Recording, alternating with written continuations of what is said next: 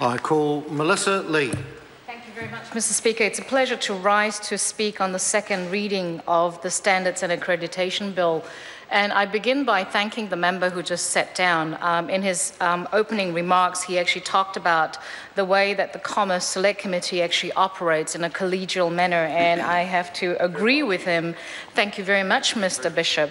I have to agree with him that I think we do try as a committee to work together and respect the fact that different members may have a different view. We even run a Twitter competition on who bakes the best cakes in our committee, and so far I have to actually say that the effort that Judith Collins and Claire Curran and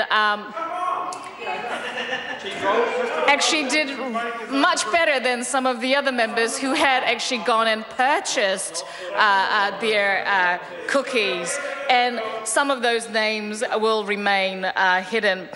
Sir, the purpose of this bill, sir, as the Minister had actually laid out and spoken about, the aim of the bill is to amend and consolidate the law relating to standards and conformity assessment bodies, and to repeal and replace the Standards Act of 1988 and the Testing Laboratory Registration Act of 1972 to ensure that New Zealand's standards and conformance systems is in fact viable and well-functioning and meets the needs of businesses and regulators and consumers into the foreseeable future. And I guess when we actually look at standards, we need to discuss what exactly standards are and why it is in fact so important to New Zealand's economy and safety. Standards are agreed specifications for products, processes, services, and performances. In addition, they're generally voluntary. Firms can choose to use them to support competitiveness, firm productivity, and trade. If, for example, an electrical product is marked as being meeting a standard, it has satisfied the minimum safety requirements, and therefore it is easy to see why standards are crucial for our safety. But what impact does it actually have on our economy?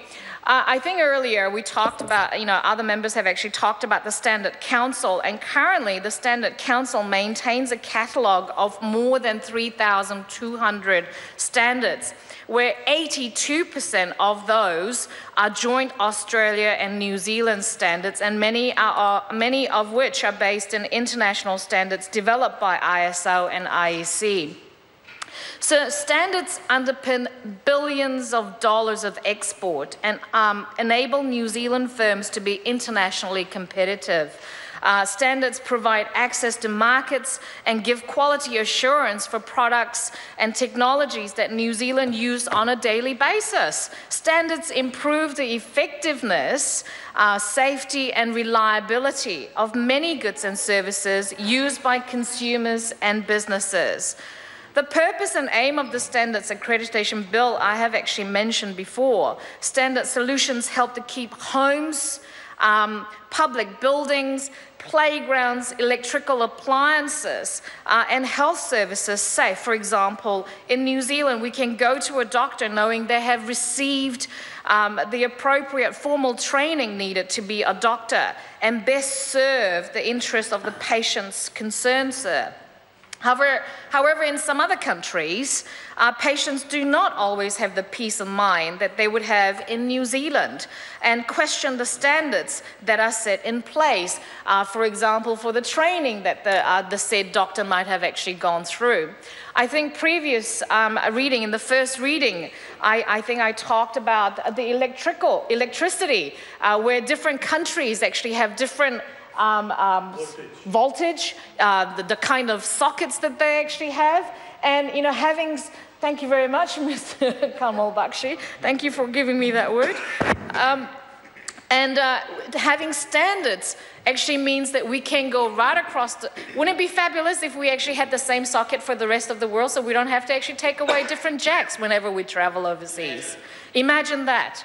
Imagine that. And you're opposed to having standards.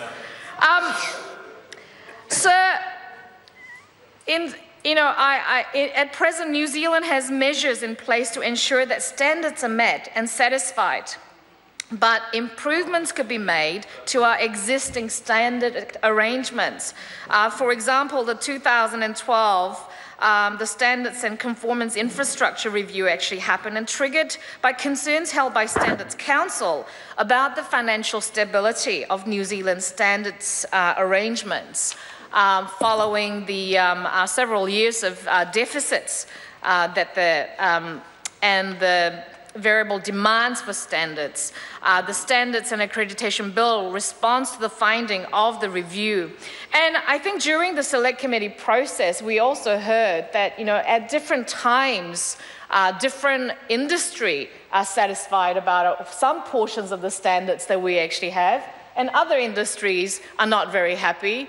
And when the membership of the council changes, then there are the other industries that are quite happy, while the new group is actually not necessarily happy. And I think that's where the Select Committee sort of talked about the perceived and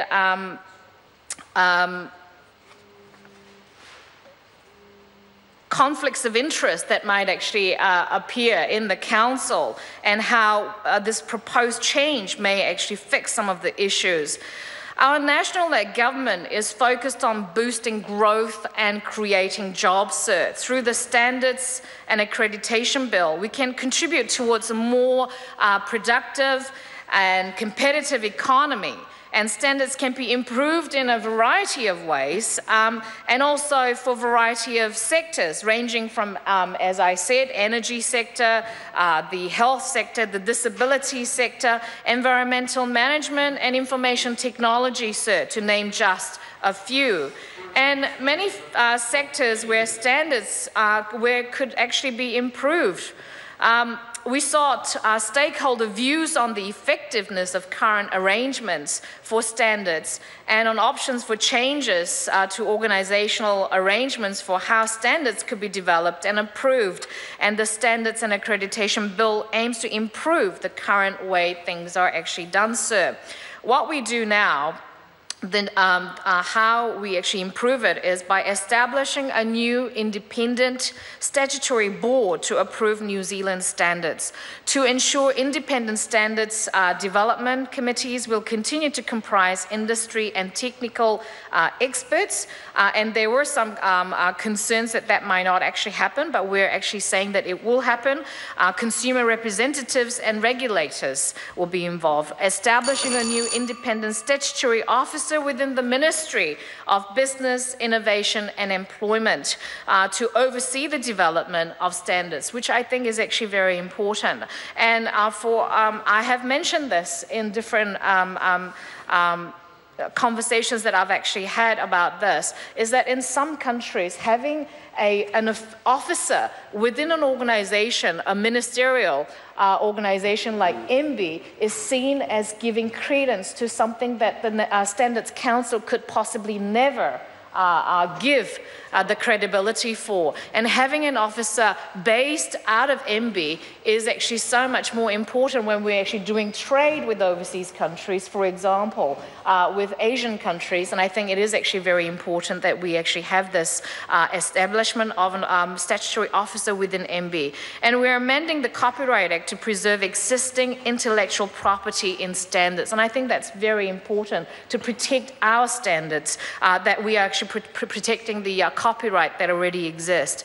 In short, the new bill will better align standard development with important government priorities that are vital for our economy, such as innovation and trade facilitation. So as I've actually said earlier, when we're dealing with other countries, it's actually very important to have government to see that officers are based within government department rather than an organization that is not part of the government. The Commerce Select Committee had received 21 submissions, and I know that Mr. Farfoy actually talked about some of those, and we in fact heard 13 submissions, and I believe that the committee actually made a very robust discussion and we came to a good conclusion, and I think this is a fantastic bill. I commend it to the House.